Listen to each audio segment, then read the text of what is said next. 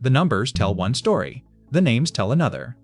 On the morning of October 30th, 1908, in the upstairs bedroom of a 57-room limestone palace at 8045th Avenue, a tiny, soft-spoken woman named Caroline Schermerhorn Astor lay dying. She had spent the previous 3 decades ruling the social life of New York from that very bedroom, and from a marble staircase she had been carried down every winter for the season's opening ball. She had decided who was invited into the most exclusive circles in America and who was not, and she had done it with the quiet cruelty of a woman who knew that her power was absolute and who enjoyed, in small private ways, the exercise of it. By the time of her death, she had outlived her husband and buried 2 of her sons, watched her family feud tear the fortune in 2, and seen her own son build a hotel next door to her mansion, just to give her a view of strangers. Now the 20th century she had refused to join. A century of immigrants and box cameras and automobiles was 5 years old. She had outlived most of the people she cared about. She did not outlive the family name. By the time the last Astor had died, that name would still be on the family vault. The mansion, though, would not be. It was already gone. The walls of the city were eating her dynasty from the inside out, and the family that once owned Manhattan was already scattered from Newport to London to the bottom of the Atlantic. If you want to understand how that happened, you have to start in 1784, in a hamlet outside Heilbronn in the Holy Roman Empire, where a teenager named John Jacob Astor walked out of his father's butcher shop and into the Atlantic. He was 21 years old, and he was, by his own later description, a poor German boy. He had almost nothing when he stepped off a ship in Baltimore in late 1783 or early 1784, a few coins, a violin he played tolerably well, and a small stock of English flutes he was hoping to trade his way west through upstate New York. According to family legend repeated to the 19th century, he worked first at a piano factory in Lower Manhattan. He then stored his meager belongings in the shop of a fur trader named Robert Bone, who taught the young German the geography of the harbor, the names of the rivers feeding the interior, the prices fetched in London for a good Northwest beaver pelt. And then he did what every immigrant of his generation did in his first 5 years in America. He wedged himself into a small, unglamorous, deeply physical trade, and he worked for nearly no wages, and he hardened himself against the weather, the rats, the river conditions, and the constant, low-grade shame of being a poor man in a city of men who were not. The fur trade in 1780s New York was a brutal and extremely liquid business. A trader bought pelts on credit, hauled them onto flatboats and down the Hudson, and tried to sell them in Manhattan or London before the season turned. The good years paid enormously. The bad years, flooding, freezes, and the Iroquois Wars of the 1790s, bankrupted a third of the men who tried it.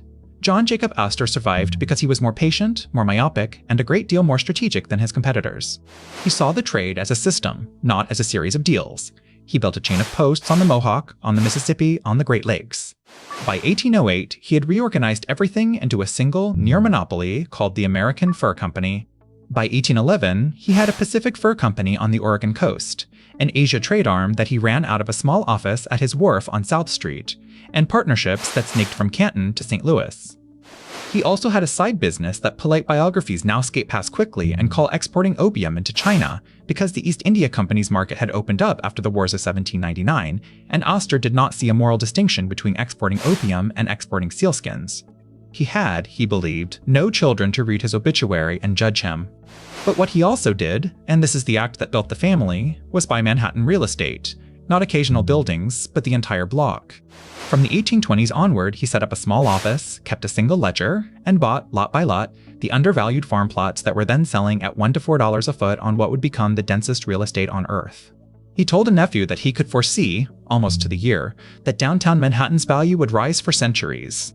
He was not wrong. By 1845, John Jacob Astor was the richest man in America, and almost all of his fortune was, by then, New York real estate. His townhouse was Richmond Hill, a former country mansion on the Hudson that the family had bought off Vice President Aaron Burr, with another 17 brick houses and 17 shops on the surrounding land. He had bent the whole village of one of his American towns into his dynasty, Astoria, Oregon, into his name. He retired in 1836. After his wife, Sarah Todd Astor, died in 1832, he slowly retreated from public life, becoming increasingly miserly and fractious. He argued about dinner portions with his servants. He claimed, in a famous legal dispute, that a corner bakery on his own property was paying rent too low. He dragged his neighbors into court over the slightest noise complaint. His children both despised and feared him. He held the purse strings so tightly that his own son, William Backhouse, a man of almost equal business sense, was not trusted with anything more than a meager allowance and could not even afford the upkeep of his Paris wardrobe. And then, in 1848, John Jacob Astor died at his townhouse on Lafayette Place, leaving his heirs a fortune estimated at $20 to $30 million, the equivalent, today, of roughly $1.25 billion. The story of what was done with that money is the story of the Astor dynasty. His son William Backhouse Astor was by every description a quiet, austere, deeply conservative Presbyterian who, like his father, kept his books in perfect order and suffered from gout. He had been invested in his father's business from the age of 17. He and his brothers had been fed nothing but investment principles around the breakfast table for 20 years. He had learned, with painful patience, to listen. He inherited the bulk of his father's estate, somewhere around $20 million, and for a long stretch he was officially, by the small private list of the New York elite, the wealthiest man in America. He spent almost no money on himself. He had one of the most expensive tailor in London keep him in plain dark suits. He ate dinner off a table that his father had considered modest. He was, by today's standards, a hoarder of net worth living in a city he was quietly buying.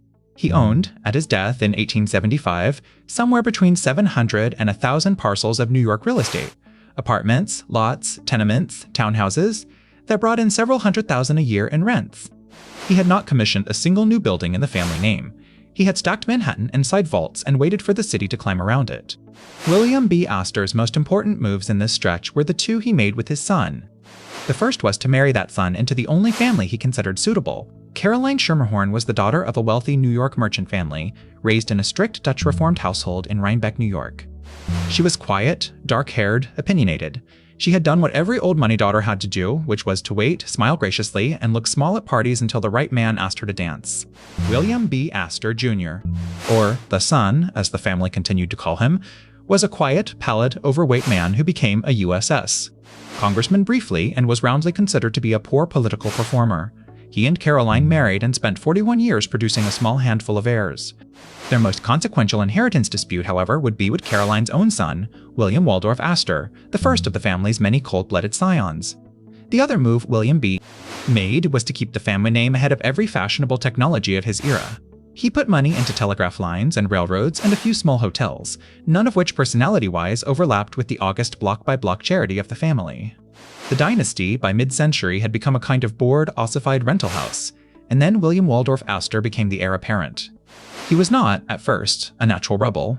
He was a quiet, bespectacled, slightly bookish lawyer who had been educated at Columbia and at the University of Göttingen. By the 1880s, however, he was convinced of two things: that his branch of the family had been tragically bored for 40 years, and that America was no longer fit for a man with his taste. He had none of Caroline's soft cruelty, none of W.E. B. Jr. tired ease. He had a sharp surgical cunning to him that was disguised under a permanent half-smirk of being the only Astor who had actually read Schopenhauer. His first wife, Mary Dahlgren Paul, was beautiful and well-born, and they produced a son in 1877, William Waldorf Astor II, called Waldorf or Wally. By 1885, the family had moved into its prize, Beechwood, the old Daniel Parish estate on Bellevue Avenue in Newport, Rhode Island, a long Italianate villa by Andrew Jackson Downing and Calvert Vaux on a stretch of cliff overhanging the Atlantic. The Astors purchased it for about $500,000 and poured several million more into staging it as one of the perfect, theatrical summer houses of the late Gilded Age. The dining room held 24 guests for a single 10-course dinner. The ballroom had a suspended fruit sculpture that dripped real flowers onto the parquet on cue. Caroline herself tended the menus, the guest lists, and the inscribed seating. She treated her granddaughter's potential misbehavior like a subtle change in the national debt. But the boy running the empire now was William Waldorf, and the cold quarrel within the family had already set in by 1890. The real cause was a deep and undeclared ideological split over what the Astor name was supposed to mean in a world that now had telephones, automobiles, and large nationalist newspapers. Waldorf was a monarchist. He wanted to be at the center of Anglo-American politics in London. J.I.V., a brilliant engineer, aviator, inventor, was an American firster. William Waldorf Astor was, for the rest of his life, a surgical practitioner of family humiliation.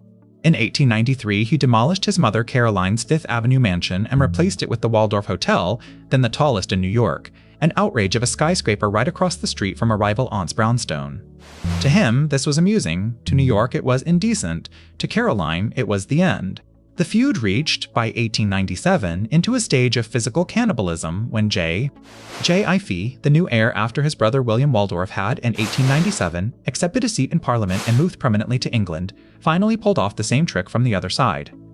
He had Caroline convinced to sell the Fifth Avenue house for a sum that remains undisclosed in any public record and replaced it with the Astoria Hotel. The two hotels ran adjacent rooms between 33rd and 34th Streets. Together they formed the original Waldorf Astoria, and they were, for almost a decade, the largest and most expensive hotel in the world. This split, Astors in England, Astors in New York, became the permanent condition of the dynasty. In 1912, the New York branch lost its titular head. John Jacob Astor IV was the wealthiest passenger on the Titanic. He had gone down with the ship after a brief, surreally polite argument. His pregnant 18-year-old wife, Madeline, was 5 months into her first pregnancy by a man nearly 30 years her senior. She had been in a lifeboat, and he had stepped aside, and the boat had sealed off, and the ship had slipped under in the dark. He was 47 years old. His estate, at his death, was worth somewhere in the range of $87 million, well over $2.5 billion in today's dollars. Within a year, the Titanic inheritance was audited against dozens of fraudulent claims. Within 10 years, more than 60 went to court. J. I4's son Vincent, the only legally legitimate heir to be aboard, lived to be nearly 100 years old and to inherit, in combination, almost everything the American branch still had. He produced one legitimate son, also named Vincent, before his quiet second marriage to the social columnist Brooke Russell. She was 40 years younger than him. Brooke Astor became, in her turn, the last queen of the Astor legacy. She lived to be 105.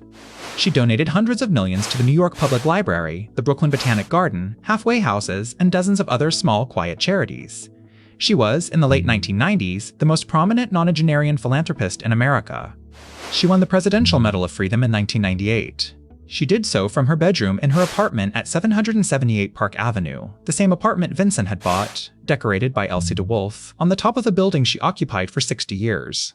And it was in that apartment that her quiet death was no longer quiet. Vincent Astor had died in 1959. He had named 2 co-trustees of his will, his second wife, Brooke, and his son from his first marriage, Anthony Marshall. The relationship between Brooke and Tony had never been simple. Tony had lived a deliberately quieter life than his father, mixing in artists and bohemians and, eventually, a Polish-born divorcee named Charlene. He was Brooke's stepson. The marriage between Brooke and Vincent had, for most of its length, shielded Tony from the worst of the family's demands. After Vincent died, however, the contours of the relationship hardened into something more like animosity. Brooke did not like Tony's wife. Tony did not like the fact that Brooke doted on her own son, Philip, and on Philip's wife, Charlene. Wait. Brooke liked Charlene. Tony did not. The Astors had, in short, by the 1990s, the modernized version of every Astor feud since 1880, a quarrel over small amounts of money and a great deal of dignity. By 2002, Brooke Astor was 100 years old and showing clear signs of cognitive decline. In 2003, in her kitchen at 778 Park Avenue, her grandson Philip and son's wife Charlene, Vivia, a New York writer, began making audio tapes of her refusing pain medication, hiding food, and crying that Tony was taking her money. According to reports later filed in Manhattan Surrogate's Court, Tony Marshall, the 85-year-old stepson, was redirecting some of Brooke's estate to his own discretionary pocket. In 2006, Philip Marshall filed a petition in court asking that his father's co-trustee power be revoked. 3 years later, in October 2009, after a 5-month trial in White Plains, New York, a jury convicted Anthony Marshall on 14 of 16 counts of fraud, larceny, and conspiracy, ruling that he had systematically plundered more than $1 million from his centenarian stepmother by exploiting her Alzheimer's. He was 85. The judge gave him 1 to 3 years. His wife Charlene, who had been implicated in the same scheme by the prosecution, was acquitted of all charges in a separate trial 2 years later. Anthony Marshall died in 2014, having had his appeals denied and his reputation destroyed. Not a single Astor of blood was present in any great force at the verdict. The witnesses were, by then, the very caretakers of an empire almost extinct. If you visit Beechwood, the mansion and estate that was once Caroline Schermerhorn Astor's summer stage, you can still see the same Italian wing the builder installed in 1851. Today, it is a private museum on Bellevue Avenue in Newport, run by the Preservation Society of Newport County. The ballroom is preserved. The wallpaper is preserved. The ball where Caroline's grandson tried to cheer her eloping daughter Charlotte by singing arias with a dozen other Gilded Age miscreants is, to the extent that anything is, preserved. But the family is not. The branches in England and New York are now effectively exhausted. One American branch around the descendants of Vincent Astor III, now a small communal of mostly elderly descendants. The English branch now roughly represented by William Waldorf Astor IV, a hereditary duke in the House of Lords named Waldorf, who has spent his life in a labor of charming philanthropy in Britain, including the founding of the Observer newspaper, but who has now publicly admitted that the American branch has effectively no presence in America. There is no Astor alive who has anything like Caroline's social power. There is no Astor who has the ear of 2 presidents. There is no Astor who can, by a gesture, admit a small heiress into the most exclusive circles of New York. There are Astor mansions in Newport, on Fifth Avenue, in Westchester, on the Upper East Side, on the British countryside. None of them is currently occupied by an Astor. And so, for the purposes of every small tourist who visits the Astor-named buildings of New York, the Dynasty is a kind of beautiful ghost. The name survives on the library wings, on Astor Place, on Astor Row in Harlem, on street signs, on hotel chains.